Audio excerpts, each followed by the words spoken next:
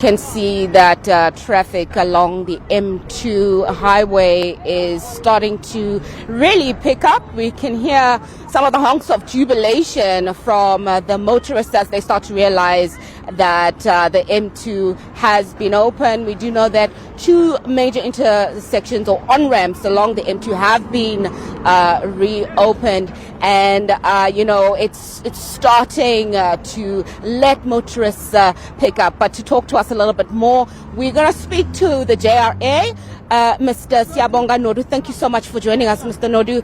It's been an 8-month process. 159 million has been put into this process.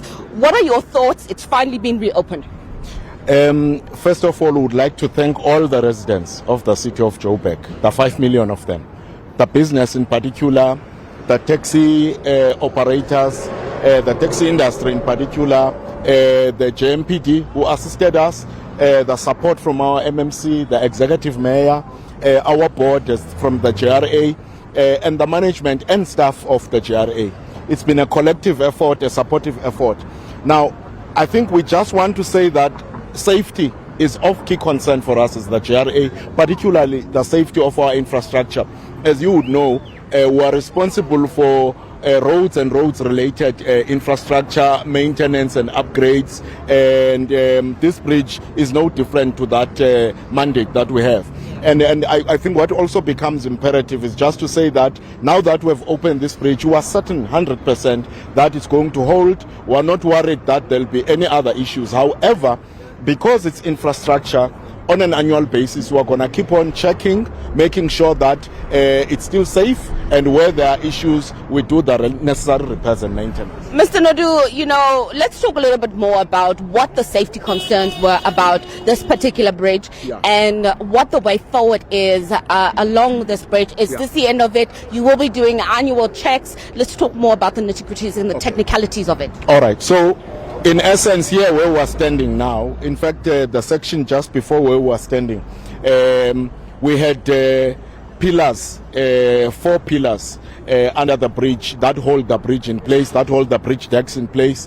They had they were affected by what is called alkali aggregate reaction, which is caused by water ingress that goes into the concrete structure. It mixes up with alkali properties inside the structure, in the cement, and it actually bulges inside and creates cracks in that main structure. And remember, that's the main supporting structure. Then you had your bridge decks that were drenched in water over a long period of time. So the asphalt, which is the blacktop, had been badly affected. And also the concrete structures were also affected by the water because of poor drainage system those times when this bridge would have been built. In the past also there was no waterproofing on the bridges. This bridge was built in the 60s. So here that was the main issue. So we had to deal with those, reconstruct those pillars, and also rehabilitate the bridge decks, and also put a new asphalt layer, which is modified asphalt. That is for this section. In Kazene, the main issue was a bridge deck that had collapsed. So to the extent that it collapsed, we had to reconstruct it, and it has now been reconstructed. So between here and Selby is and Kazene is a distance of 4.8 kilometers.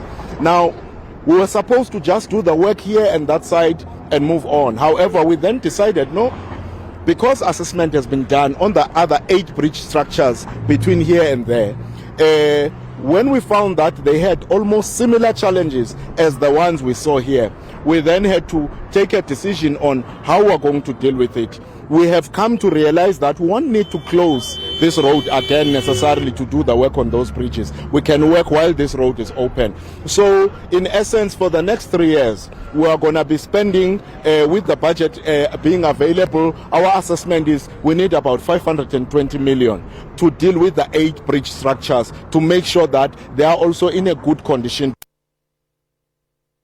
Agency